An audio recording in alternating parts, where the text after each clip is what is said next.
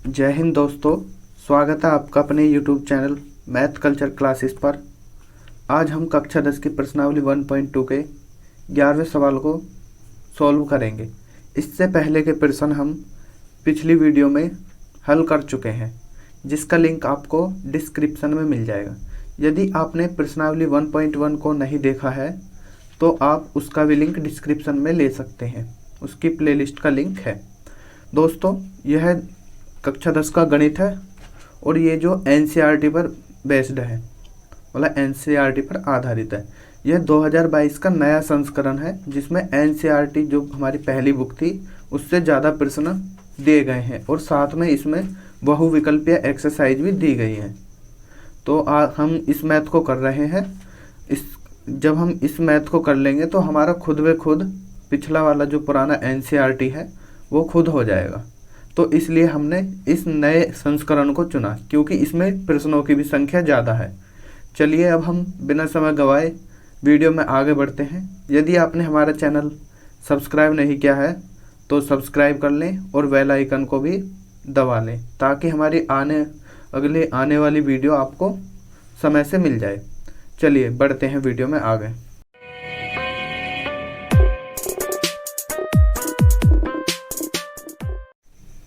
देखिए, प्रश्न नंबर 11 में बोला है, किसी खेल के मैदान के चारों ओर एक वृत्ताकार पथ है। इस मैदान का एक चक्कर लगाने में सोनिया को 18 मिनट लगते हैं, जबकि इसी मैदान का एक चक्कर लगाने में रवि को 12 मिनट लगते हैं। मान लीजिए कि वे दोनों एक ही स्थान और एक ही समय पर चलना प्रारंभ करते हैं। एक ही दिशा में चलते हैं। कितने समय बाद वे दोनों पुनः प्रारंभिक स्थान पर मिलेंगे? ठीक है, देखो इस प्रश्न में आप देखो क्या दिया है। एक खेल का मैदान दिया है जिसके क्या बना हुआ है, जिसमें एक वृत्ताकार पथ है, उस पर सोनिया और रवि खड़े। उस वृत्ताकार पथ को सोनिया जो लगाती है वो 18 मिनट में एक चक्कर लगा देती है और रवि उसको 12 मिनट में लगा देता है। तो इस प्रश्न में बोला है कि वे एक ही दिशा में चलते हैं और एक ही स्थान से चलते हैं, तो वो पुनः उसी चक्कर पे कब मिलेंगे। ठीक है, तो मैं आपको एक हिंट देता हूँ। जिस भी प्रश्न में आपको लाइट बत्ती दिख जाए, जैसे कोई सड़क पर लाइट लुप जुप कर रही है, या फिर आपको दे दे कि किसी घंटे की सुई मतलब किसी भी समय पर मिलती है, ठीक है। और अब देखो इसमें क्या दिया, वृत्ताकार पथ, या दौड़ते हुए ग्राउंड में मतलब बच्चे दे दें, तो उसमें हमेशा हमें क्या करना होता है, एलसीएम निकालना होता है। एलसीएम मतलब लैसे निकालना होता है। ये इसकी एक हिंट मान लो आप। हिंट में क्या क्या बताया मैंने आपको। आप मान सकते हैं कि लाइट का लुप जुप करना, लिख लो आप इसको, लाइट का लुप जुप करना या लुप चुप करना, लुप चुप करना, ठीक है। या फिर आप देख सकते हैं ग्राउंड में दौड़ते हुए बच्चे, मैदान में यानी ग्राउंड में दौड़ना लिख देते हैं, ठीक है। या फिर हम घड़ी की सुई, घड़ी की सुइयाँ, इस प्रकार के कुछ भी हिंट देवे तो आप समझ जाना कि उसमें हमें लैसे ही निकालना है, ठीक है। और यदि आपको दे दे कि अधिकतम बड़े से बड़ा, तो उसमें हमें मैं से निकालना होता है। तो इसकी एक और हिंट है, इसमें देता है निम्नतम या छोटे से छोटा, छोटे से छोटा भी इसकी हिंट है लैसे निकालने की। हालांकि इसमें यूज नहीं होएगी छोटे से छोटा, ठीक है। ये इसके द्वारा हमेशा लैसे निकलेगा। जब भी आपको प्रश्न में ये हिंट मिले तो आप उसमें लैसे ज्ञात कर देना, यदि आप उस प्रश्न को नहीं समझ पा रहे हैं। तो देखिए अब हम इस प्रश्न में क्या करेंगे, वृत्ताकार पथ दिया है, किसी खेल के मैदान का ग्राउंड का दे दिया, तो देखो हम क्या करेंगे अब इसमें, इसका करते हैं सॉल्यूशन। हमको दिया है, क्या दिया कि सोनिया जो है कितने मिनट में लगाती है चक्कर, सोनिया लगाती है 18 मिनट में। और रवि दिया है इसने, रवि कितने मिनट में लगाता है, रवि लगाता है 12 मिनट में, ठीक। तो उसने पूछा है पुनः कितने समय पर मिलेंगे। अभी मैंने बताया कि जब आपको हिंट मिला है तो आपको क्या ज्ञात करना है, लैसे, किसका लैसे ज्ञात करना है, 12 और 18 का। तो 12 और 18 का हम लैसे किस तरीके से ज्ञात करेंगे, या तो अलग अलग रख के कर दो या एक साथ। सबसे आसान तरीका यही है, इनको एक साथ रखो और लैसे ज्ञात करके। देखो 2 से काटो 6 बार, ये 9 बार कटेगा। फिर 2 से काट दो, ये 3 बार कटेगा और ये नहीं कटेगा। 3 से काटो तो इसको 3 1 3 और 3 3 9। देखो ये किस कट गया इससे, ठीक है। तो हमारा लैसे क्या हुआ, यानी एलसीएम क्या हुआ हमारा, 2 गुना 2 गुना 3 गुना 3। अब हम इनकी गुणा कर देते हैं, 2 दूनी 4, 4 तिया 12, 12 तिया 36। तो ये आ गया हमारा लैसे। तो पुनः वे कब मिलेंगे, 36 मिनट बाद, ठीक है। ये हमारा होगा आंसर। देख लीजिए प्रश्न को और वीडियो को पॉज करके या तो आप नोट कर लें या फिर स्क्रीनशॉट ले लें। देखिए प्रश्न नंबर 12 में दिया है, दिखाइए कि किसी प्राकृतिक संख्या n के लिए 12 की घात n का मान 0 या 5 पर समाप्त नहीं हो सकता है। इस प्रश्न में हमें दिखाना है, प्राकृतिक संख्या लेनी है n, ठीक है। n के प्लेस पे जो n की जगह है यहाँ पर हमें प्राकृतिक संख्या रखनी है। मैंने पिछली वीडियो में बताया था प्राकृतिक संख्या के बारे में, और इसी प्रकार का प्रश्न मैंने तुम्हें पिछली वीडियो में करा चुका हूँ मैं। फिर भी कोई बात नहीं, मैं इसमें कराऊंगा आपको। देखो हम करते हैं इसका सॉल्यूशन, ठीक है। तो सबसे पहले आपको पता होगा प्राकृतिक संख्या किसे कहते हैं। प्राकृतिक संख्या इंग्लिश में बोलते हैं हम इसे नेचुरल नंबर। तो प्राकृतिक संख्या वे संख्या होती है जो संख्या 1 से स्टार्ट हो, ये होती है प्राकृतिक संख्या, ठीक है। और जो 0 से स्टार्ट होती है वे होती है पूर्ण संख्या। लेकिन बात करिए इसने प्राकृतिक संख्या की, और बोला है कि जो 12 पे घात n है ना, अगर हम n की जगह पे प्राकृतिक संख्या रखें, यानी 1 को रखें, 2 को रखें, 3 को रखें, 4 को रखें, 5 को रखें, तो ये जो इसका लास्ट है ना वो 0 या 5 पर समाप्त नहीं होता, यानी 5 और 0 पर ख़त्म नहीं होगा, बाकी और किसी भी संख्या पर हो। यही हमें सिद्ध करना है, यही हमको दिखाना है। तो देख लेते हैं हम अब इसको रखकर। तो हम रखते हैं सबसे पहले n बराबर 1 रखते हैं, ठीक है। n बराबर 1 रखने पर लिख दो आप इसको, n बराबर 1 रखने पर जब हम n बराबर 1 रखेंगे तो ये कितना हो जाएगा, 12 पर घात 1, n की जगह तो हमने 1 रख दिया ना, और 12 पर घात 1 का मतलब कितना हुआ, 12 ही होगा, ठीक है। तो ये देखो अब कोई 0 पर समाप्त हुआ, नहीं हुआ ना, 0 पर समाप्त नहीं हुआ। क्या 5 पर समाप्त हुआ, 5 पर भी समाप्त नहीं हुआ। तो इसी प्रकार हम 2 रख के देखेंगे। तो n बराबर 2 रखने पर, जब हम n बराबर 2 रखेंगे, यानी 12 पर घात कितना हो जाएगा, 2, और 12 पर घात 2 का मतलब कितना हुआ, 12 गुणा 12, और 12 गुणा 12 का मतलब कितना हुआ, 144, ठीक है। तो अब देखो ये 0 पर समाप्त हुआ, नहीं हुआ ना, या फिर आपका 5 पर समाप्त हुआ, नहीं हुआ, ठीक है। इसी प्रकार आप n बराबर 3 रखोगे,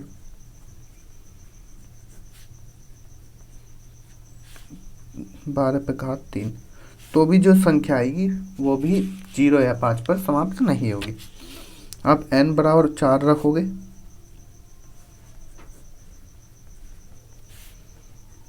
बारह घात 4 हो जाएगा, जो संख्या आएगी वो भी 0 या 5 पर समाप्त नहीं होगी, ठीक है। यही इसमें हमें सिद्ध करना था। तो हम लिख देंगे, ये ऐसे रख कर देख लो, ये नहीं होगा। तो अतः प्राप्त परिणाम से ज्ञात हुआ, मतलब हमें पता चला कि 12 पर घात n, और n क्या, किसी प्राकृतिक संख्या के लिए, n किसी प्राकृतिक संख्या के लिए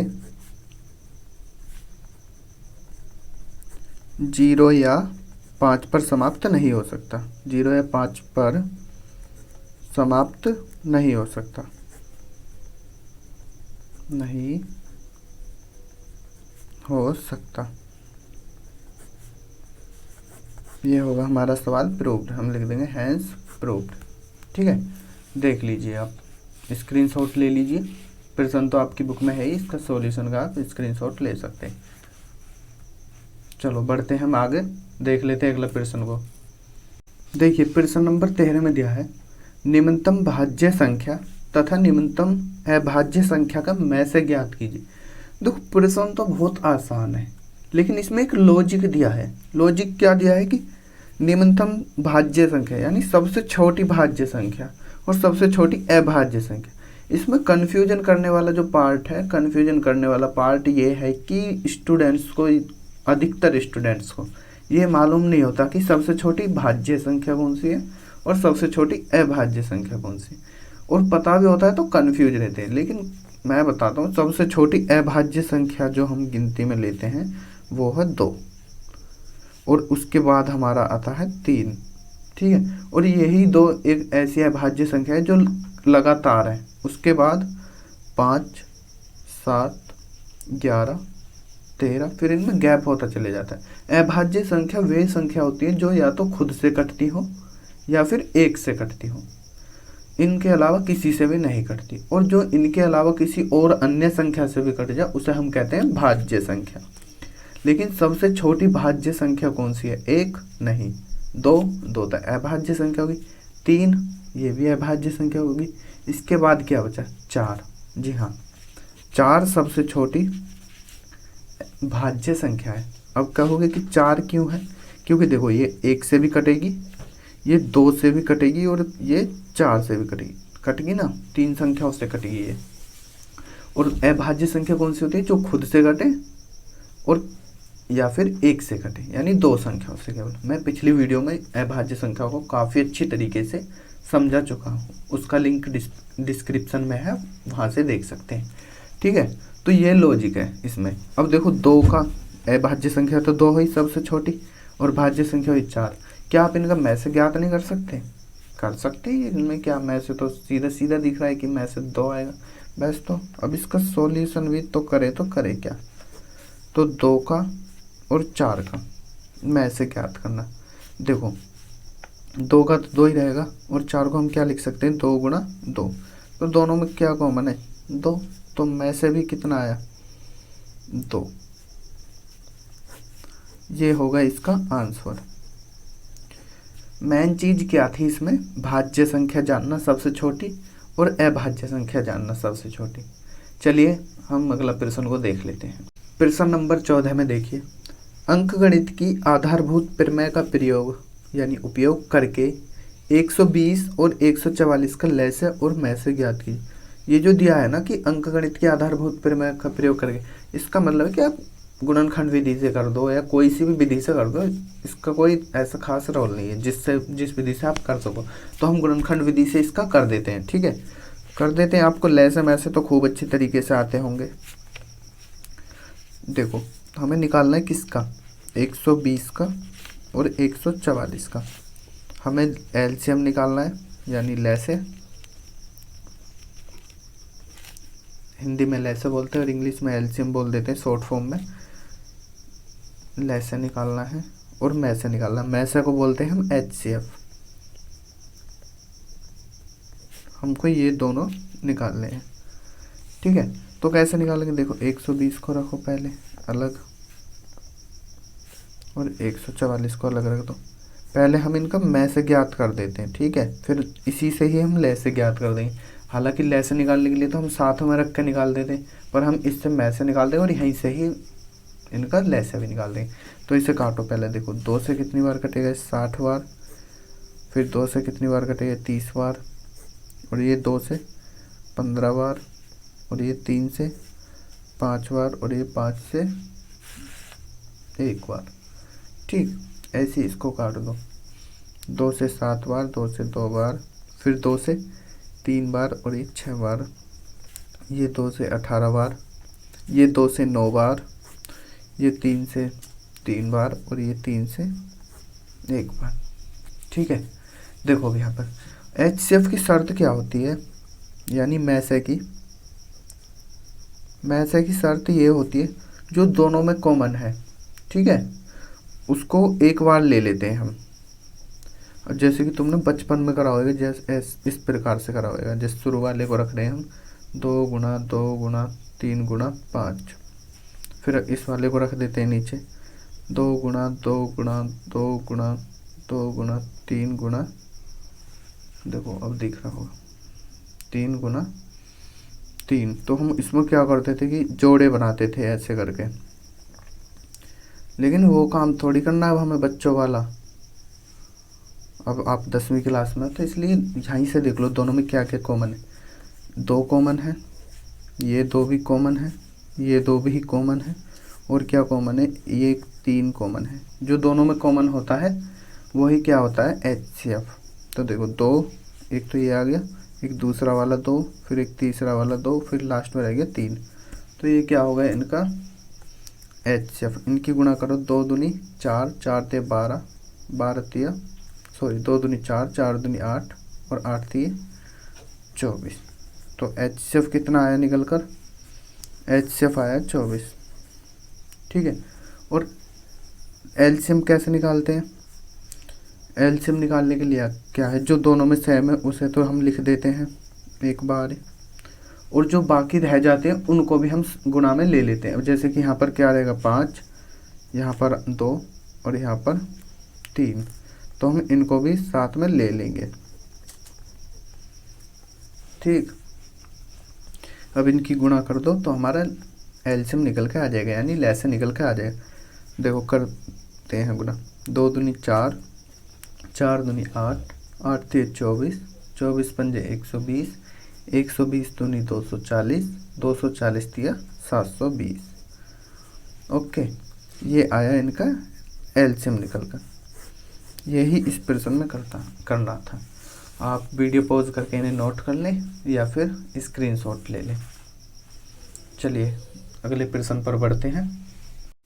देखिए अगले प्रश्न में दिया है, यदि मैं से 35 और 45 का 5 तथा ले से 35 और 45 का दिया है 63 गुना A हो तो A का मान ज्ञात कीजिए।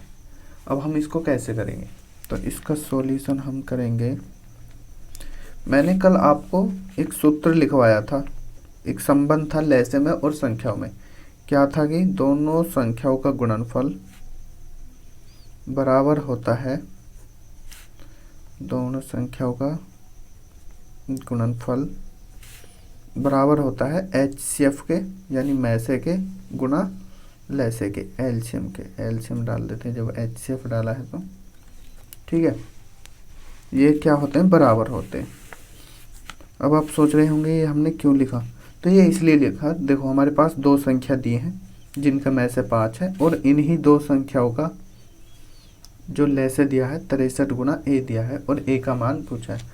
तो देखो दोनों संख्या तो हमें मालूम है 35 गुना 35 और 45, तो यहाँ रख देंगे दोनों संख्याओं का गुणनफल 35 गुना 45 बराबर HCF भी हमको दिया है ये रहा 5, और LCM हमको भी दिया है, ये भी दिया है लैसे ये रहा 63 गुना A।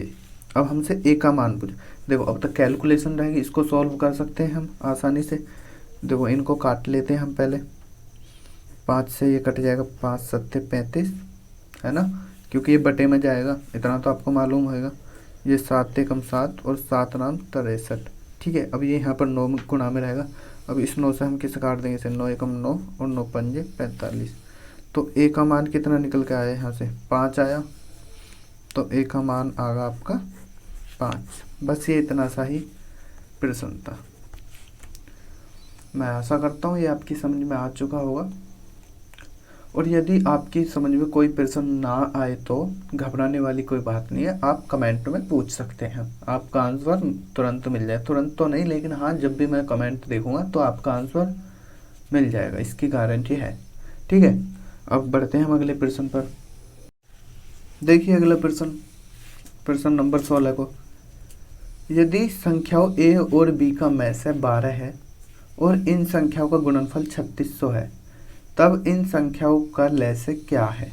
यानी हमें कोई 2 संख्या दी है जिनके बारे में हमें नहीं पता, इन्होंने A और B मानकर दे दिया, तो उनका में से दे दिया इन्होंने 12, ठीक है, और उन दो संख्याओं का गुणनफल दे दिया इन्होंने 3600। तब बोला है इन्होंने कि ले से बता दो क्या है। ठीक है, इस दुनिया का सबसे आसान सवाल है, कन्फ्यूज मत होना इस सवाल को देखकर, बहुत आसान है। तो हमारे पास, हमें नहीं पता कौन सी संख्या है, इन्होंने ए भी दे दिया ना। अभी हमने एक सूत्र पढ़ा था अभी पिछले क्वेश्चन में ही, दोनों संख्याओं का गुणनफल, दोनों संख्याओं का गुणनफल बराबर होता है किसके, एचसीएफ गुना एलसीएम के। ठीक, तो देखो इन्होंने ये चीज़ हमें दी है, इन्होंने क्या दिया, इन संख्याओं का गुणनफल, यानी इन दोनों संख्याओं का गुणनफल दे दिया हमें 3600। तो यहाँ रख देंगे हम इन दोनों संख्याओं का गुणनफल। ठीक है जी, कोई बात नहीं। और इन्होंने दे दिया जो दो संख्या थी ये ए और बी, मतलब यही दो संख्या, इनका में से भी दे दिया 12। तो में से ये रहा एचसीएफ, हम यहाँ रख देंगे 12 गुणा, हमसे क्या पूछा, ले से, यानी एलसीएम हमसे पूछा है। तो निकाल दो यहाँ से, देखो 12 बटे में जाएगा, कट जाएगा कितनी बार, 12 3 36 और 2 0 पीछे है। तो एलसीएम कितना निकल के आया यहाँ से, 300। तो एलसीएम कितना निकल के आया, ये 300। यही इसका आंसर है। सवाल देखने में भयानक सा लग रहा है कि ए बी दे दिया, लेकिन कुछ नहीं दिया है, ये बस डराने के लिए दिया है, बाकी सवाल में कुछ नहीं है। ये रहा आपके सामने सॉल्यूशन, मात्र 2-3 लाइन का। ठीक है, चले हम अगले क्वेश्चन को देख लेते हैं। इस प्रश्नावली का ये लास्ट क्वेश्चन होगा और वीडियो का भी। ठीक है, और यदि आपको प्रश्न समझ में आ रहे हैं, यानी इनका हल समझ में आ रहा है, आपको अच्छा लग रहा है, तो वीडियो को लाइक कर लो। ठीक है, और यदि आप हमारे चैनल पर नए हैं, आपने सब्सक्राइब ना करा, तो आप चैनल को, जो हमारा चैनल है मैथ कल्चर क्लासेस, इसको सब्सक्राइब कर दो, ताकि आपको आने वाली वीडियो समय से मिलती रहे। और इसी प्रकार आसान वीडियो द्वारा, यानी आसान तरीके से आपको मैथ सिखा दिया जाएगा 10वीं का, और आप मैथ में बहुत अच्छा परफॉर्मेंस कर पाएंगे। चलिए देख लेते हैं हम लास्ट प्रश्न को। प्रश्न नंबर 17। देखिए काफ़ी लेंथी हो गया, मतलब वैसे लिखने में आपको दिख रहा होगा, थोड़ा जूम आउट कर दिया मैंने। तो इस प्रश्न को पढ़ते हैं। देखिए, निम्नलिखित गुणनखंड वृक्ष को पूर्ण कीजिए, यानी पूरा कीजिए, और एक्स वाई तथा जेड के मान को ज्ञात कीजिए।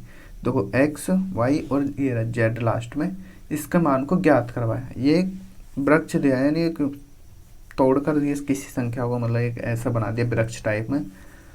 तो इसका हमें मतलब पूर्ण करना है, पूरा करना है, और हमें जो एक्स वाई जेड के मान निकालने हैं। लेकिन अब आप कह रहे होगे कि ये कैसा वृक्ष दे दिया, क्या है, समझ में ही ना आ रहा कुछ। देखो कुछ नहीं है, ये इस प्रकार मान लो, जैसे कि मान लो हमारे पास कोई संख्या है 40 ले लेते हैं। अब हम 40 को कैसे लिख सकते हैं, 2 गुणा 20 लिख सकते हैं ना, लिख सकते हैं ना, 20 दूनी 40। इसी प्रकार इन्होंने 20 को तोड़ दिया, फिर यहाँ से ऐसे करके हम इसको 2 गुणा 10 लिख सकते हैं ना। अरे जैसे वैसे तोड़ते हैं गुणनखंड विधि करके, ऐसे करके 2 से 20 बार, 2 से 10 बार, 2 से 5 बार, 5 से 1 बार, इस प्रकार से इन्होंने एक पेड़ बनाकर दे दिया, यानी वृक्ष बनाकर दे दिया, थोड़ा सजा दिया इन्होंने। तो 10 को हम क्या लिख सकते हैं, 2 गुणा 5 के रूप में, इस प्रकार से। देखो यही तो आगे 2 2 2 2 5 है ना। तो इसी प्रकार से ये दिया हुआ है। अब इसमें देखो आपको क्या कंसेप्ट मिला, यदि हम इनकी गुणा करें, इन दोनों की, तो ये संख्या मिल रही है, और यदि हम इन दोनों की गुणा करें तो हमें ये संख्या मिल रही है, यदि हम इन दोनों की गुणा करें तो हमें ये संख्या मिल रही है। ठीक इसी प्रकार यदि हम देखो इसको 7 की और जेड की गुणा करें तो हमें ये संख्या मिलनी चाहिए। अब हमें बताना है कि जेड की जगह पर कौन सी संख्या होगी जो हमें ये संख्या मिला दे। तो ऐसे तो हम अंदाज़ा लगा नहीं सकते, 7 से भाग दे दो, जितनी संख्या होगी ना, वो जितना आएगा तो वो ये संख्या होगी। 7 से जब हम इसको भाग देंगे, 7 पंजे 35, 2 इधर गए, 7 से 21, यानी जेड के प्लेस पे कितनी संख्या होगी यहाँ पर, 53। ठीक है, जब हम 7 में 53 की गुणा करेंगे, 7 में 53 की गुणा करेंगे, तब जाके हमारी ये संख्या बनेगी। ठीक है, अब क्या है, फिर अगली संख्या कैसे आएगी, जब हम इनकी गुणा करेंगे। देखो आप इनकी गुणा करो तो यही आ रही है ना। अब हमें y का मान चाहिए, y का मान कब आएगा, जब हम इनकी गुणा करेंगे तब हमें y का मान मिलेगा। तो इनकी गुणा कर दो, देखो 3 पंजे 15 है ना, हासिल लगा, 1 3 पंजे 15 और 1 16 कुछ है का और हासिल लगाई 3 छंग 18, 3 अट्ठे 24 और 1 25, हासिल लगे 2, 3 एकम 3 और 2 कितना होगा 5, यानी 55 65। वाई का मान कितना हुआ आपका 55 65। ठीक है, अब हमसे पूछा है इसका मान, सॉरी ये वाई का मान था ना, तो यहाँ पर लिख दो आप 55 65। ओके, यहाँ से काट दो, यानी गुना होके ये आया। ठीक है, अब हमको बताना है x का मान। तो x का मान कब आएगा, जब हम इन दोनों की गुणा करेंगे। इसके प्लेस पे कितना आया ये, यानी हम इन दोनों की गुणा करेंगे तो हमारा x का मान आ जाएगा। अब 2 से गुणा कर दो, इसकी कितना होगा 2 पंजे 10, हासिल 1, 2 छक्का 12 और 1 13, हासिल 1, 2 पंजे 10 और 1 11, फिर 1 आ गया, 2 पंजे 10 और 1 11, यानी 11 130, ये इसका x का मान आया। ओके, ये होगा वृक्षपूर्ण और एक्स वाई के भी मान हमें मिल चुके। बस ये इस सवाल में करना है, घबराओ मत, ये पेपर की दृष्टि से नहीं, ये पेपर में नहीं आने वाला, ना ही इसी प्रकार के सवाल पूछे जाते। बस ये तो आपको थोड़ा, ताकि आपकी मेमोरी अच्छी हो जाए, आप मतलब कंसंट्रेट रखें अपने दिमाग को, थोड़ा फोकस कर सके सवाल पे, इसलिए दे दिया। ठीक है, बाकी इस सवाल का पेपर से मेरे अनुसार तो कोई मतलब लॉजिक है नहीं आने का। चलिए आज इतना ही, और वीडियो देखने के लिए धन्यवाद। यदि आपको वीडियो अच्छी लगी तो आप वीडियो को लाइक कर दो, और फिर से बोलूँगा मैं, चैनल को सब्सक्राइब कर लो यदि अच्छा लग रहा हो तो। मिलते हैं हम नेक्स्ट एक्सरसाइज में। अगली एक्सरसाइज में स्टूडेंट्स हम उदाहरण नहीं करेंगे, क्योंकि उदाहरण सेम टू सेम जो प्रश्न कराए हैं इन्हीं की तरह हैं और उनमें हल भी है, तो आप उन्हें स्वयं कर लेना। ठीक है, और यदि आप पर कोई उदाहरण नहीं होता है या किसी प्रश्न में दिक्कत आई हो तो आप कमेंट में पूछ सकते हैं। अगली प्रश्नावली करेंगे हम 1.3। मिलते हैं नेक्स्ट वीडियो में। थैंक यू, जय हिंद।